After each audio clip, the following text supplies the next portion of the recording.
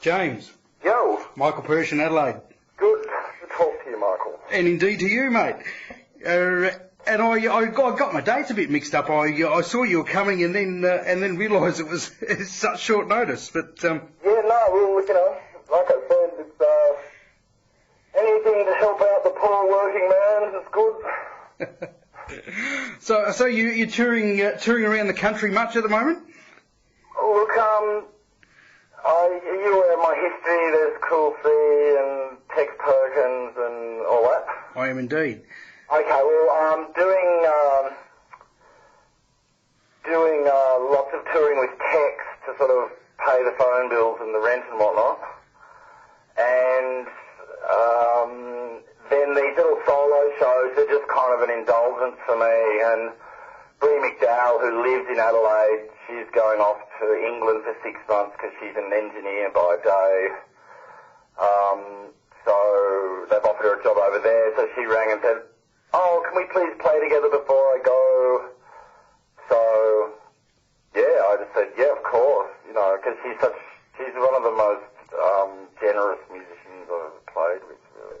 I just got to say, basically, Perth's too far away and too conservative. Melbourne's just got an oversupply of every single, you know, person in town, and Sydney just couldn't really give a fuck. But Adelaide is just, there's a really great little community there, and of all the towns that I play at, Adelaide really kind of, I feel they get me, you know, like, you know what I mean? Like, it's just because they're not overstimulated or whatever, and I've got a really soft spot for Adelaide, and poor little Adelaide seems to get left off the touring map sometimes. Obviously, in Melbourne, it's just ridiculous. There's just like 10 fantastic things happening like every night of the week, you know, and there's just not enough punter dollars to go round, you know. So anyway, mustn't grumble. No, I'm really, really looking forward to it. I just got a text from Bree saying, "Oh, I can't wait," and there's a little interview and Rip It Up, etc., etc. So. And Hello Human has had some great reviews, mate. You must be very happy. I am. Look, I was going to deal the old cliche at you of, I'm given critical acclaim and $5. All you've really got is $5. Well, I guess people, you know, most people will know you from years of making great music with the Cruel Sea, but I guess when something like that is reviewed and reviewed well, people will take it, maybe that will remember you from those days and take a look at what you're doing solo, maybe. Yeah, look, absolutely. Like, that was a bit of a cheap shot, really. Basically, it's a fully kind of independent release. I made it myself, paid for it myself, you know, etc., etc., and Vitamin just sort of distribute it for me. And, you know, and I paid a friend of mine to do a bit of publicity, because basically by yourself, you just can't compete with the machinery of a big or even a medium-sized record company. You know, so the fact that people like, you know, you and Rob Johnson ring me up and say, "Oh, look, we've loved your work," and there's a bit of interest there and people review it and have been kind about it. I mean, God, it's all just precious column inches that someone might read and go, "Oh, yeah, I downloaded that and it was great," and then they tell someone else, and because it's very, very easy to just disappear off the radar, you know, because it doesn't matter if I say, "Oh, you know, Cruel C," and all that kind of stuff. It's, you know, because what I'm doing really isn't anything like the Cruel C.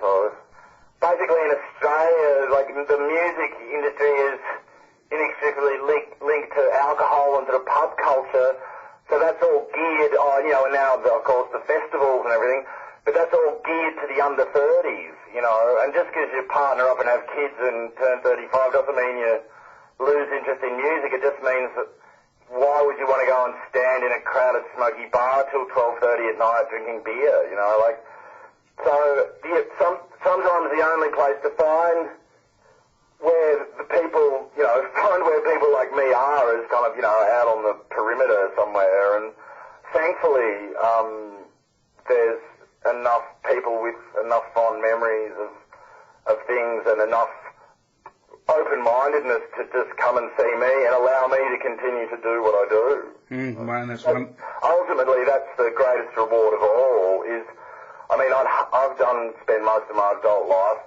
well, you know, most of my life playing music, and the thought of having to go, and I'm completely unskilled at anything else, and the thought of having to go and get a job at the chicken factory to, you know, pay the rent and stuff is just too... Because then if I get forced into that, it just makes me think I've wasted my life, where if I get the chance to play, and I think what I do, you know, reflects the amount of time I've been playing, so it's a wonderful privilege to be able to continue to do that. Because I think the weedy on a Sunday is usually kind of free or whatever, but because you know, I've got a cello player and of course Bree, and I want to pay everyone, and I've got to fly over and everything, and I so don't mind coming over and you know, losing $50 or whatever. But I've had to put $10 on the door just so I can pay the girls, like, who are playing with me, because it's just out of respect. And so I'm really respecting the fact if people come and they go, oh no, good, $10, we want to help out these musicians, because it's not $10, hey, great, now I'm going to go and, you know, buy them a helicopter or something. Yeah, but and as you say, it's a respect thing. Like I do not expect to see someone of any notoriety and not put my hand into my wallet. Well, yeah, it's just, and it's, you know, it's just a really, I know, because I know some people, because music's pretty free everywhere you go. It's just, you know, you can rip it off the net. You can go, you know, it's just everywhere you go. And some people just go, what, $10? And it's just like, dude, it's not even fucking 2 beers. You know.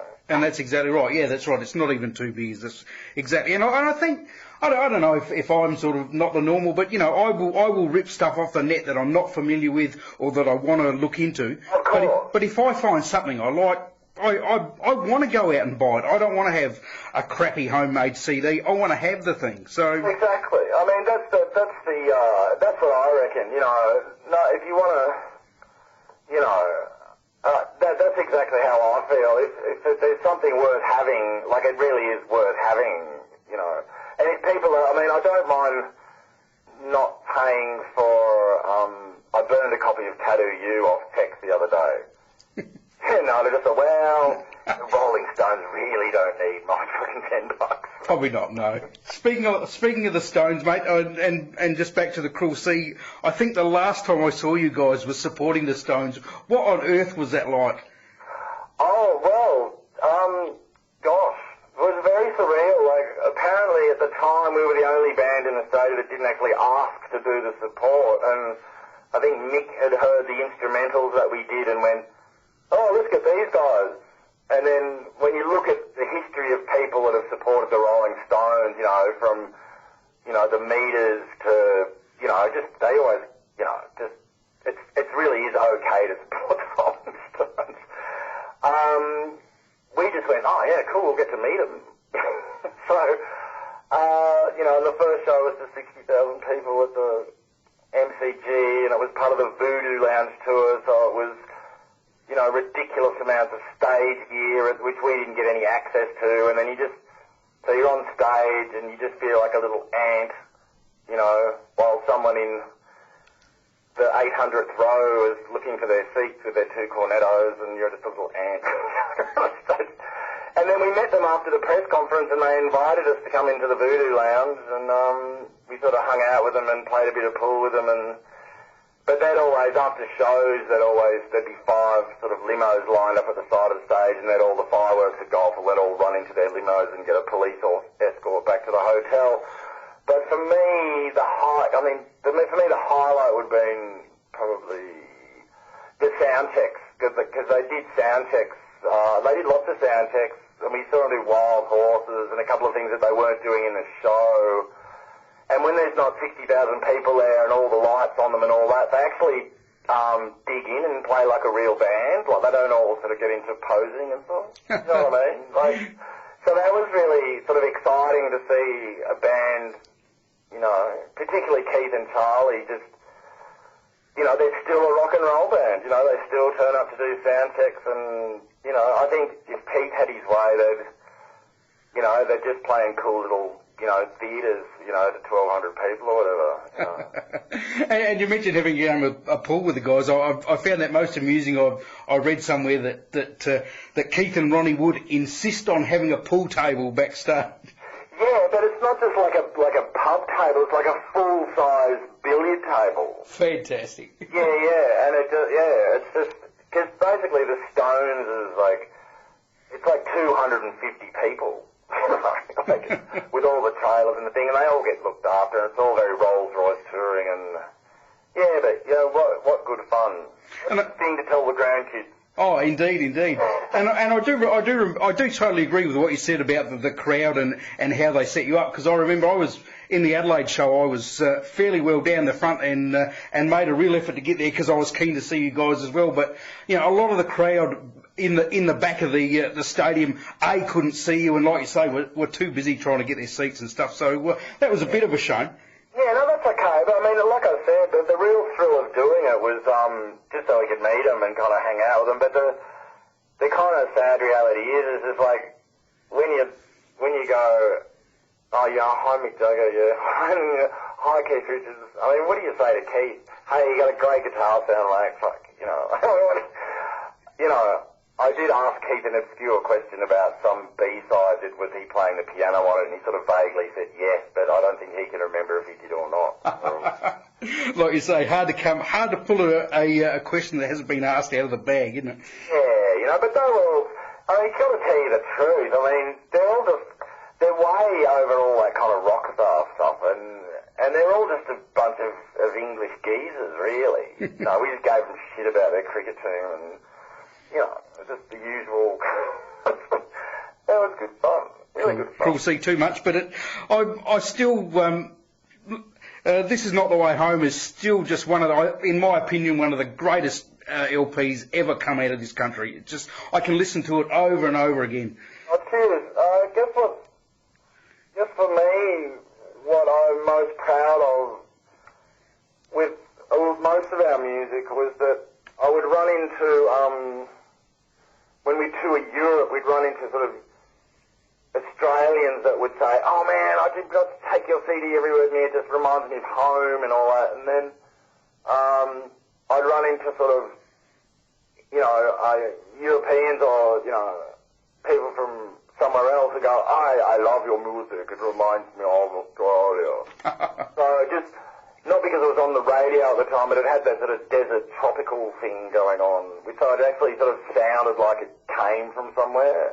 And I guess that I think is probably the band's kind of crowning achievement for me, because it's a lot of the music is just so kind of anonymous, I guess, sounding like it just comes from the world, Yeah, but I agree. It captures an Australianness without sort of the cliche sort of Australian lyric thing. Sonically, it captures an Australian thing.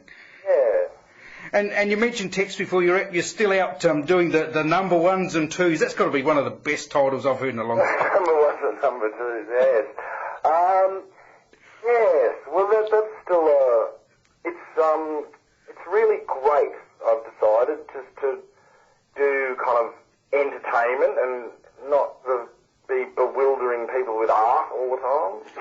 Like, you get out there in your white suit and we all put on quite a show, and there's all hits and memories, and it's just really good fun. And there's nothing. I think Tex copped a bit of flack recently because a lot of critics, they like, because he's done some great, he's one of the country's great songwriters and great performers, and a lot of critics seem to think that him doing this Ladyboy thing, it's somehow, they can't take him seriously anymore. Like, how dare you? You're the cool guy, you're the cool rock guy, how can you be doing this sort of hokey cabaret shit? It's just, it's sort of, seems, you know what I mean? Like, they take it, taking it way too fucking seriously. But Tex has always had a sense of humour and always had that element. And if you know anything about him, you'll always realise that he's been able to, write beautiful love songs and funny, cynical songs and be a great clown as well. So, it's all, and it's really good fun. And I'll tell you why, I mean, you can't turn around with bumping into some sort of apocalypse somewhere at the moment, and, I don't want to hear someone whining on about their middle-class problems and why they couldn't get this shit and that shit. I was like, come on. Oh, and as you said, an excuse to wear a white suit doesn't come up every day. Oh, exactly, and the suit does most of the work. Thank you very much for giving me some of your time. It's been great to talk to you, and I hope things go well with your quick trip to Adelaide, and we'll hopefully see lots of you around with Tex and also on your own. Yeah, that's the plan. That is the plan, and Michael, thank you for your support. I can't, it means a lot, because as far as all the publicity stuff's concerned, I'm not the. It's just great you've got Mike. It's just great that you're interested, Michael. That's all I can say. Well, I hope there's, you mentioned people in Europe and stuff. I'm really heartened by what I do. That I only have maybe a third of my listeners are in Australia. So many, I get so much feedback from Europe, especially of bands like, they will know the Cruel Sea. They will know what you're doing. It blows me away. Yeah, fantastic. And where's your main listenership in Europe? Well, mainly a little bit in England, but mostly France and Germany. Wow, yeah, fantastic. Well, I've toured a bit and done a few shows in Paris and in Hamburg and Berlin, Essen, Munich. Yeah, that's fantastic. That'd be the dream job, would be to get, I love living in Australia, but it's just so expensive to get over there. But once you're over there, it's, all of a sudden people are having a much sort of deeper conversation with art, and they will actually go out just to see music, not to get sort of legless drunk and all that. So. Hopefully some promoter with a fat wallet will throw you on a festival circuit in Europe. Put me on a festival circuit.